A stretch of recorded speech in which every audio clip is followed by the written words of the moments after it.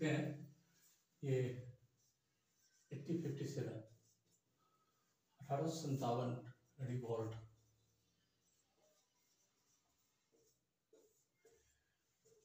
अब इसके बारे में देखेंगे कि 1857 का जो रिवॉल्ट हुआ था तो उसमें क्या फैक्टर्स थे, किस फैक्टर की वजह से ये रिवॉल्ट हुआ था। यार हम लोग तो सब ये जानते हैं कि 1857 का जो रिवॉल्ट हुआ था उसे एक सिपाही मृत्यु भी बोला जाता है और इंडिया का फर्स्ट फ्रीडम स्ट्रगल भी बोला जाता है। अलग अलग नामों से इसे अलग अलग टाइम पे बोला गया था, इसका क्रेडिट दिया गया था। जो कि हम फर्स्ट जो ब्रिटिश के साथ फाइट की डायरेक्ट फाइट जो स्टार्ट होता है तो उसमें फर्स्ट स्टेज 1857 को ही माना जाता है कि 1857 ये फर्स्ट फाइट था। उसके बाद से फिर फॉर द टाइम बिंग वो आगे फिर स्टार्ट होता गया अलग अलग टाइम पे। 1857 के बाद से आप देखो तो उसके बाद से जो फ्रीडम स्ट्रगल है वो धीरे धीरे स्टार्ट हो गया। तो इस जब 1857 के रिवॉल्ट को देखेंगे तो इसमें देखेंगे क्या क्या फैक्टर्स थे इसके पीछे जो ये रिवॉल्ट स्टार्ट हुआ और इसके बाद से ब्रिटिश पॉलिसी में किस तरह का चेंजेस हुआ 1857 के बाद से। 1858 देखोगे 1858 में तो जो कि ब्रिटिश एक्ट आया था, फिर 1858 का जो एक्ट आया था उसमें किस तरह का चेंजेस हुआ, उसके पॉलिसी में किस तरह का चेंजेस हुआ, या फिर उसके बाद से किस तरह से फिर ब्रिटिश ने इंडिया को फिर डिवाइड एंड रूल करने का जो उसका जो अलग एक पॉलिसी लेके आया, फिर वो आगे बढ़ता गया। फिर उसकी वजह से आप जाके देखोगे तो जैसे कि इंडिया का जो डिवीजन हुआ है इंडिया और पाकिस्तान के मतलब रूप में इस जो डिवीजन हुआ तो उसमें भी क्या रोल था। इसके बाद मुस्लिम का जो एफीजमेंट जो मतलब पहले था वो 1857 के बाद से फिर 1876 और 80 तक के बीच में वो मुस्लिम को जो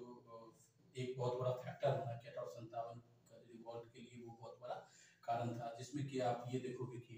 सर सैयद अहमद खान के बारे में जानोगे कि सर सैयद अहमद खान जो थे वो किस तरह से पहले मतलब ये अगेंस्ट ब्रिटिश थे, लेकिन 1857 के बाद जब उसने ब्रिटिशर ने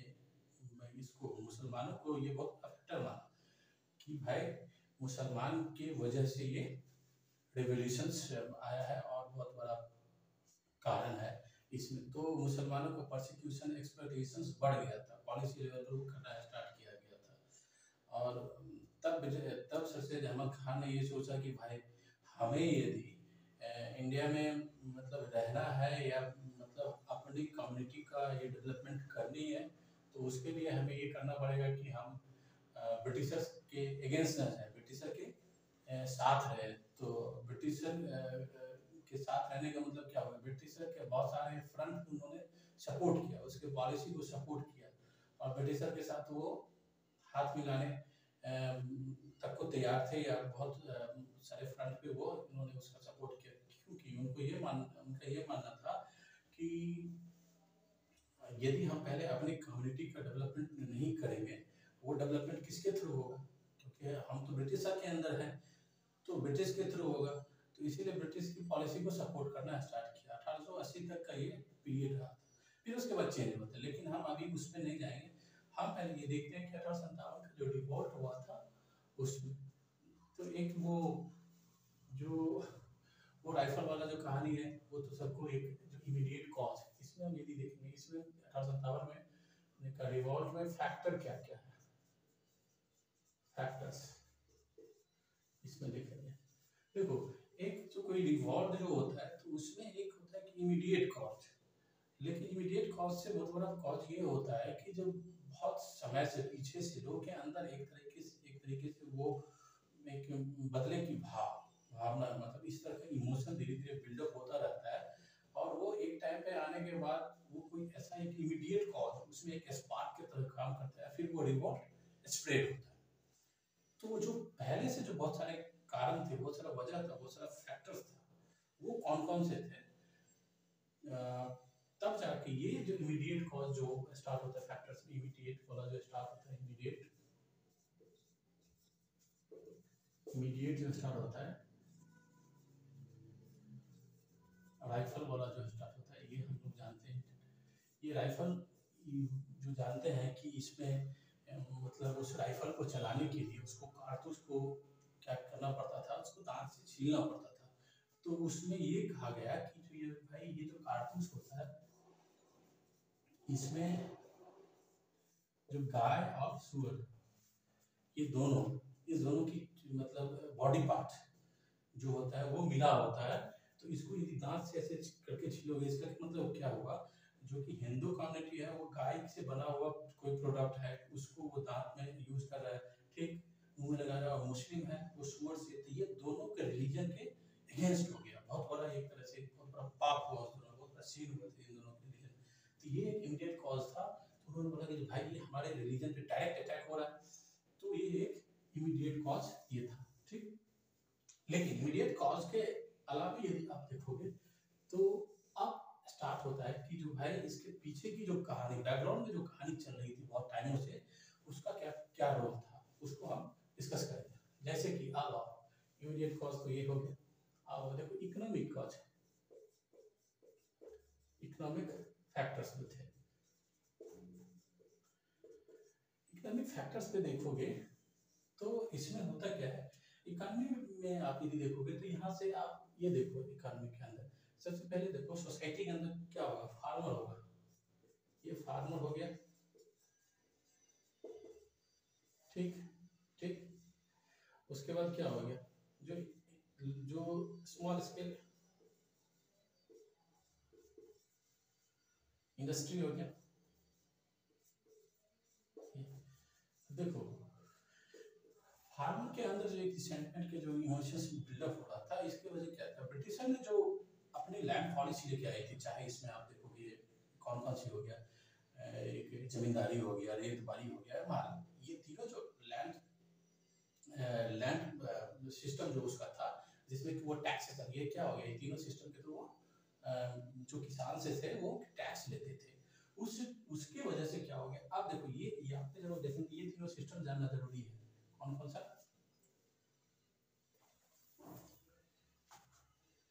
रैयतवारी, या तो पहले जमींदारी दारी, रैयतवारी और महावारी, इस तीनों सिस्टम के थ्रू क्या करता था, किसान से ये टैक्स लेते थे जमीन के बदले, ठीक। ये टैक्स जो था बहुत हाई था, ठीक, बहुत हाई था। तो मान लो किसान का जितना उपज होगा, जितना प्रोडक्शन होगा उसके फील्ड में, मान लो 500 का प्रोडक्शन हुआ और टैक्सेशन 700 रुपया है, तो किसान क्या, उसकी जो स्थिति है, इकोनॉमिक कंडीशंस है, वो धीरे धीरे क्या होता जाएगा, और डिग्न होता जाएगा और बर्बाद होता जाएगा। तो इस तीनों सिस्टम के थ्रू किसान की स्थिति, जो प्रेजेंट क्लास थे सोसाइटी के अंदर, जो प्रेजेंट क्लास थे, उसका इकोनॉमिक स्टेटस बहुत धीरे धीरे बर्बाद होता चला गया था, खत्म होता चला गया था, ठीक। जमींदारी सिस्टम में क्या था कि जमींदार को एक तरीके से क्या करता था, जो उसको एक ठेका पे जमीन दे दिया, जो भाई ये हो गया, ये हो गया जमींदार, ये हो गया लैंड, और इस लैंड से तुम टैक्स को कलेक्ट करके तुम कुछ अपने पास रखोगे, जैसे कि 1/10, और बाकी जो है वो हमें देखो एग्जैक्ट इसमें क्या है, फैक्ट वाला चीज है, उसको हम देख के करेंगे, और मैक्सिमम जो होगा वो रेस्ट हमें दोगे, मतलब वो जमींदार को ये दे दिया गया था। अब जमींदार क्या करता, तो भाई उसको तो इतना चाहिए ना, तो जमींदार क्या करता कि वो किसानों पे एक्सप्लॉयटेशन करना स्टार्ट करते, क्योंकि जमींदार को भी यहाँ पे टैक्स मिल रहा है, उसको कमीशन मिल रहा है, तो वो यहाँ से किसानों पे अत्याचार, मतलब उसको एक्सप्लॉयटेशन करना स्टार्ट कर रहा था किसी भी तरीके से, उसको इवन प्रोडक्शन नहीं हुआ फिर भी वो उससे मतलब उसके ऊपर एक्सप्लॉयटेशन करना स्टार्ट किया, क्योंकि उसे देना है, ठीक। और जमींदार को यहाँ ये था कि भाई तुम टाइमली तुम ब्रिटिशर को टैक्स देना है, यदि ब्रिटिशर को तुम नहीं दोगे तो जमींदार की जमींदारी चली जाएगी, खत्म हो जाएगी, मतलब तुम्हें जो ये दे रखे हैं जमीन, ये जो लैंड दे रखे हैं या टैक्स कलेक्शन का जो पावर दे रखे हैं, यदि तुम टाइम पे टैक्स कलेक्ट करके हमें नहीं दोगे तो ये खत्म हो जाएगी तुम्हारी जमींदारी, ठीक। तो इसे तो किसी भी जो जमींदार है उसे तो किसी भी तरीके से टैक्स कलेक्ट करना है, तो ये इसको एक्सप्लॉयटेशन करना स्टार्ट किया। तो फार्मर का जो मीन ऑफ प्रोडक्शन होना चाहिए लैंड के लिए, जैसे अच्छे क्वालिटी का क्या होना चाहिए, मतलब मैन्योर होना चाहिए, सीड्स होना चाहिए, इरिगेशन की फैसिलिटी होना चाहिए, उस सब पे तो ब्रिटिशर खर्च कर नहीं रहा था, उस पे तो खर्च कर नहीं रहा था, और जो जमींदार थे वो भी खर्च कर नहीं रहे थे, ठीक। तो मतलब प्रोडक्शन से उसे कोई लेना देना था नहीं, उसे केवल था कि भाई टैक्स हमें उस लैंड से हमें टैक्स वसूलना है किसी भी तरीके से, ठीक। तो फार्मर का जो कंडीशंस था वो बहुत पूरी तरीके से खराब होता जा रहा था। अब देखो तो यहाँ पे जो सिपाही होते हैं, वो कोई बहुत बड़े फैमिली से तो होते नहीं है, ठीक। तो वो मतलब वो भी तो एक मतलब जो मिडिल क्लास फैमिली से ही होते हैं, किसान परिवार से ही होते हैं। तो किसान ये सिपाही भी इस कॉज से वो मतलब इस कॉज से डायरेक्ट रिलेटेड थे, क्योंकि भाई बाहर वो नौकरी कर रहा है, सिपाही का काम कर रहा है, जब उसे पता चलता है कि घर पे इस तरह का हालात है, प्रोडक्शन नहीं हुआ और टैक्स उठा के ले जा रहा है, मारपीट कर रहा है, बहुत तरह से एक्सप्लॉइटेशन कर रहा है, तो सिपाही तो इससे किसी ने मतलब डायरेक्ट या इनडायरेक्ट में वो इससे रिलेटेड थे। अब देखो ये जो स्मॉल स्केल वाला जो छोटा छोटा इंडस्ट्री था, जैसे कॉटेज हो गया, हाथ बुनाई कढ़ाई, इस सब का जो काम था, उसमें क्या हो गया कि ब्रिटिशर में जो इंडस्ट्रियल रेवोल्यूशन स्टार्ट हुआ था ब्रिटिश के अंदर, तो वहाँ का जो प्रोडक्शन था, वहाँ से उसके फैक्ट्री में कोई गुड्स बनता था और वो डायरेक्ट आके इंडिया मार्केट में वो सेल होता था, ठीक। तो इसका जो इंडस्ट्री से जो प्रोडक्शन होगा और हाथ से जो होगा, उस दोनों में अंतर होता है, डिफरेंस होता है, क्योंकि इंडस्ट्री से प्रोडक्शन बहुत ज्यादा मात्रा में होता है, जो इनपुट कॉस्ट भी होता है वो कम होता है। तो इंडियन इंडस्ट्री को प्रोटेक्ट करने के लिए क्या था, जैसे कि ये अभी का टैरिफ लगा, तो कस्टम ड्यूटी लगाना था ब्रिटिशर का काम, लेकिन ब्रिटिशर ने वो कस्टम ड्यूटी लगाया नहीं, तो ये सस्ते गुड्स हमारे मार्केट में आता गया, और जो ये स्मॉल स्केल वाला जो इंडस्ट्री था वो धीरे धीरे बर्बाद होता चला गया। तो ये इंडस्ट्री में जो आदमी डिपेंडेंट्स थे, जो काम ये कर रहा था, वो यहाँ से कहाँ जाएंगे, शिफ्ट होंगे,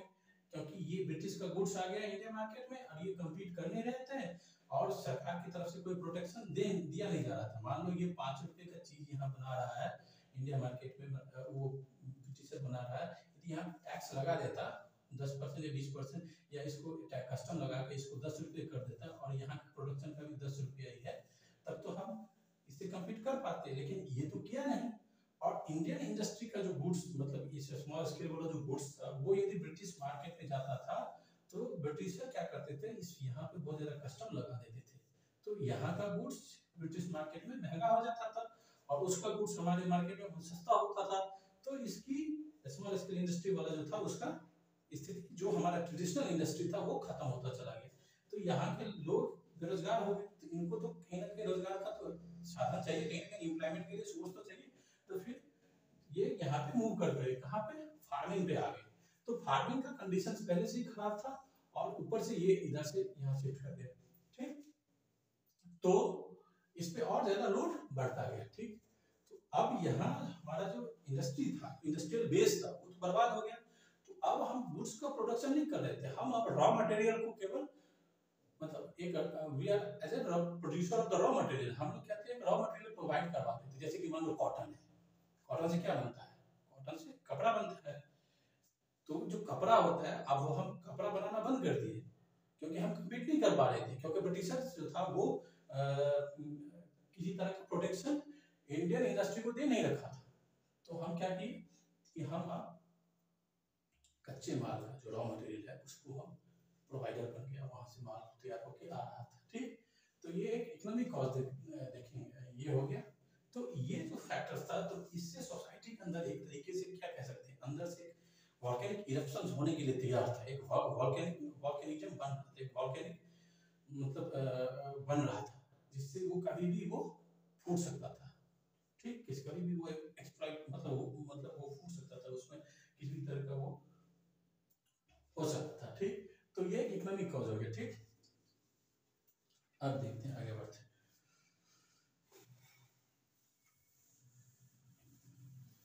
इकोनॉमिक कॉज के बाद यदि हम आगे बढ़ते हैं, तो दूसरा हम देखते हैं कि पॉलिटिकल कॉज। जो पॉलिटिकल कॉज में आप आओगे, तो देखो पॉलिटिकल में क्या हो गया, तो ब्रिटिश का जो पॉलिसी था पहले का, एक सब्सिडरी अलायंस, आपको पता ही है सब्सिडरी अलायंस और डॉक्ट्रिन ऑफ लैप्स कैनिंग के टाइम में आया था। ये दोनों से अब देखो सब्सिडरी अलायंस या डॉक्ट्रिन ऑफ लैप्स, इसको हम यहाँ पे डिटेल डिस्कशन नहीं करेंगे। सब्सिडरी अलायंस में जस्ट हम आइडिया ओवरव्यू आपको देना था। सब्सिडरी अलायंस में होता क्या था कि किसी भी प्रिंसली स्टेट्स के साथ जो भी है उसके साथ वो ब्रिटिश एक अलाइनमेंट कर लेता था और कहता था कि भाई आप जो है उसके साथ बहुत सारा वो एक तरीके से एक कंडीशन लगा देता था जो कहता था कि आपको हमारे ऊपर डिपेंडेंट रहना पड़ेगा, आप आर्मी नहीं रखोगे, आप फ्रांसीसी को अपने में एम्प्लॉयमेंट नहीं करोगे, अपने में एम्प्लॉयमेंट नहीं दोगे, आप जब मुझे जरूरत पड़ेगी तो आपके पास जो भी है रिसोर्सेज वो हमें यूज करने के लिए दोगे, ठीक, हम एक रेजिडेंट को रखेंगे। मतलब क्या हो गया कि ब्रिटिश जो प्रिंसली स्टेट था उसकी जो एक मसल्स पावर होनी चाहिए, उसकी जो आर्मिस्टिक मतलब आर्मी का जो पावर होना चाहिए वो खत्म कर रहा था। मतलब वो ये था तो किसी भी कोई प्रिंसली स्टेट जो है वो किसी भी तरीके से स्ट्रांग ना हो, जो जब स्ट्रांग हो जाएगा तो हम भगा भी सकता है, इसलिए उसे किसी भी तरीके से स्ट्रांग नहीं होने देना है। तो ये सब्सिडरी अलायंस करके इस प्रिंसली स्टेट को अपने ऊपर डिपेंडेंट बना देता था। ठीक ठीक, इसमें अलग आप सब्सिडरी अलायंस को अलग डिस्कस करेंगे बाद में। ठीक, तो अब ये सब्सिडरी अलायंस करके ये जो प्रिंसली स्टेट था वो क्या हो गया, कमजोर हो गया, वीक हो गया, वीक हो गया, समझ गए। उसके बाद एक डॉक्ट्रिन ऑफ लैप्स लेके आया था। अब डॉक्ट्रिन ऑफ लैप्स में क्या हुआ था कि उसने बताया था कि जो कोई भी स्टेट है, कोई भी प्रिंसली स्टेट है, यदि उसके उस स्टेट में कोई भी मतलब उसके स्टेट के अंदर उस स्टेट के अंदर उसका कोई सक्सेसर नहीं है, कोई सक्सेसर यदि नहीं है, मान ले कि ये एक किंग हो गया, अब इसके घर में कोई बच्चा हुआ ही नहीं, ठीक, इसका सक्सेसर है नहीं, तो ये जो चाहेगा कि हम एडॉप्शन करके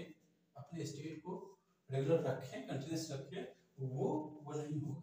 बोला था कि भाई स्टेट का केवल तुम क्या हो, एक तरीके से केयर टेकर हो, तुम काम करो, ये जो पूरा ब्रिटिश कहता था ये जो पूरा इंडिया है ना वो मेरा है, तुम केवल एक एज ए केयर टेकर हो, यदि तुम्हारे वंश में कोई है तो उसको सक्सेशन के थ्रू वो राइट वो मिलेगा, चलो ठीक है। लेकिन तुम यदि चाहोगे कि जो एडॉप्ट करके तुम आके और फिर अपने स्टेट को कंटिन्यू करें, वो नहीं किया जाएगा, तुम्हारे स्टेट को क्या कर लिया जाएगा, हम अपने अंदर मिला लेंगे, मिला लेंगे। ठीक, एक डॉक्ट्रिन ऑफ लैप्स हो गया और एक सब्सिडरी अलायंस हो गया। तो ये इसके वजह से जो भी प्रिंसली स्टेट्स थे जो इससे डायरेक्ट इम्पैक्टेड थे, उसके अंदर एक बहुत बड़ा मतलब एक वो भावना, वो एक इमोशन बिल्डअप हो रहा था ब्रिटिश के अगेंस्ट। ठीक, समझ गए। तो पॉलिटिकल कॉज में ये दो देखो, यदि इसको डिस्कस करेंगे तो और बहुत सारे होगा, लेकिन it is just as a crash course. तो अब देखो रिलीजियस में देखोगे, रिलीजन में देखोगे, रिलीजियस कॉज जो देखोगे, रिलीजियस कॉज में क्या हो गया, रिलीजियस कॉज में देखो और बहुत सारे एक्ट भी लेके आया था। एक ब्रिटिशर ने क्या किया था कि जो जैसे कि वो ब्रिटिश आर्मी जो थे ना उसको, यदि आप ब्रिटिश से बाहर मतलब ब्रिटिश इंडिया से बाहर जाके यदि आप सर्विस दे रहे हैं तो उसको एक एक्स्ट्रा भत्ता मिलता, एक्स्ट्रा अलाउंस उसको मिलता था। लेकिन जब सिंध वाले जो इंडिया का जो ये सिंध वाला जो यहाँ पर जो सिंध वाला एरिया जो था उसमें जो इंडियन ये आर्मी थे उसको ये देना बंद कर दिया था। ठीक, तो आर्मी के अंदर एक बहुत बड़ा वो हो गया था जो भाई हमें भी देना चाहिए। एक इंडियन आर्मी जो था वो ये मानता था जो भाई उसके अंदर एक ट्रेडिशन थी या एक तरीके की इस तरह की सोच था कि यदि हम समुद्र जो ओशन होता है उसको यदि क्रॉस करके गए तो उससे क्या होगा, हमारे ये कास्ट मतलब हमारी जाति खत्म हो जाएगी, कास्ट खत्म हो जाएगी, रिलीजन के अगेंस्ट इस चीज को मानते थे। तो वो भी ब्रिटिश ने एक एक्ट लेके आया था और उस एक्ट में कहा गया था जो कि आपको बाहर में जाके आपको सर्विस देना होगा। उसकी वजह से भी जो आर्मी था, जो इन्फेंट्री था, उसके अंदर एक रिसेंटमेंट की मतलब बिल्डअप हो रहा था। ठीक, समझ गए। रिलीजन में क्या आप देखोगे तो ब्रिटिश जो मिशनरी था 1813 के एक्ट में मिशनरी को दे दिया गया था कि आप इंडिया के अंदर आके अपने रिलीजन को क्या करोगे और उसको क्या करोगे, एक्सपांड करोगे, आप यहाँ पे आके प्रचार प्रसार कर सकते हो अपने रिलीजन को। तो ब्रिटिश ये जो मिशनरी जो थे वो इंडिया के अंदर आके अपन क्रिश्चियन को और बढ़ाने का काम स्टार्ट कर दिया गया था। ठीक, समझ गए। उसके बाद एक और एक्ट बनाया था, उस एक्ट में ये दिया गया था, उस एक्ट में ये किया गया था कि यदि कोई कन्वर्ट होकर क्रिश्चियन बन जाता है तो उसके स्टेट को प्रोटेक्ट किया जाएगा, उसके राइट्स को प्रोटेक्ट किया जाएगा। ये हो गया था, ठीक। ये रिलीजियस के थ्रू हो गया था रिलीजन एक्ट में। दूसरा, यदि और सारे कॉज में देखोगे तो एक कॉज ये निकल के आता है कि मतलब जो एक एथनिक अपने को एथनिकली अपने को सुपीरियर मानना ब्रिटिशर का ये था माइंडसेट था कि वो इंडियन को ये कहता था, इंडियन को ये कहता था कि जो भाई तुम सुपीरियर नहीं हो, ठीक, सुपीरियर नहीं, ठीक, सुपीरियर नहीं हो। तो एक ये एक कलर की वजह से, ठीक, कहता था कि तुम ब्लैक हो, सुपीरियर नहीं हो, ठीक। उसके बाद जो आर्मी के अंदर भी ये किया गया कि ब्रिटिशर ने जिस रैंक पे जो इंडियन आर्मी को अलायंस होना चाहिए, जो उसको मतलब जो उसकी पैसे होना चाहिए, इस सब तरह की फैसिलिटी नहीं मिलता था उसमें। और जो इंडियंस थे उसको बड़े पोस्ट पे, जैसे कि मान लो मतलब कर्नल हो गया, ब्रिगेडियर हो गया, जो कि एक अच्छा पोस्ट होता है, जो स्ट्रेटेजिकली इम्पोर्टेंट होता है, उस पोस्ट तक जाने का उनको इजाजत था ही नहीं, उनको भेजते ही नहीं थे, ठीक। तो ये सब आर्मी के अंदर कर रहा था, समझ गए। तो ये सब फैक्टर्स हो गए। उसके बाद हम देखते हैं यदि आप ब्रिटिशर का देखोगे तो ब्रिटिशर का यहाँ पे जो एक्सटर्नल कॉज था, ब्रिटिश ने ये एक मतलब 2-3 बाहर में जो उसको हुआ था, अफगान वॉर, अफगान वाले 38 इसी टाइम में स्टार्ट हुआ था, अफगान हुआ था, या पंजाब में जो हुआ था, पंजाब में हुआ था, या बोअर जो कि अफ्रीका के अंदर हुआ था, ठीक, अफ्रीका वाला हुआ था, क्रीमिया वाला। तो ये सब जो फैक्टर्स जो थे ना, ये अफगान वाले जो बैटल हुआ था ब्रिटिशर का उसके अफगानियों के साथ, तो उसमें ब्रिटिशर की बहुत डैमेज हुआ था। तो ब्रिटिशर का एक मतलब हम कभी हार नहीं सकते हैं, बहुत सुपीरियर है। तो ये वाला जो उसका कॉन्सेप्ट था उसको बहुत बड़ा धक्का लगा, ठीक। फिर पंजाब में भी जब पंजाब को उन्होंने 1800 मतलब ये पंजाब को एनेक्स कर लिया, तो पंजाब को भी बहुत मुश्किल से उसको फाइट करके फिर उसको एनेक्स करना पड़ा था, ठीक। ये बोर वाले जो अफ्रीका के अंदर हुआ था उसको ब्रिटिश को बहुत ज्यादा मेहनत करनी पड़ी। तो इस चीज से क्या हो गया, जो ब्रिटिशर का जो एक बहुत बड़ा एक इंडियन के ऊपर एक साइकोलॉजिकल ये बना हुआ था, जो ये बहुत बड़ा लोग है, ये बहुत बड़ा, ये कभी किसी से हार नहीं सकते हैं, इसके पास बहुत पावर है, इस सब तरह का जो एक साइकोलॉजिकल एक बर्डन बना हुआ था इंडियन के ऊपर, वो कम हो गया। ये देखे कि नहीं ये हार सकते हैं, क्योंकि यहाँ हारा है, ये इसको मतलब हरा सकते हैं। तो ये सब चीज था। तो इससे एक तरीके से ये एक माहौल बनते जाकर 1857 में जाके ये एनफील्ड वाला फैक्टर्स आया और ब्रिटिशर को फर्स्ट फ्रीडम स्ट्रगल हमारा था, ठीक। इकोनॉमिक कॉज कर लिए, यहाँ पे 2-3 फैक्टर्स को यहाँ भी डिस्कस किया है। ये इकोनॉमिक हो गया,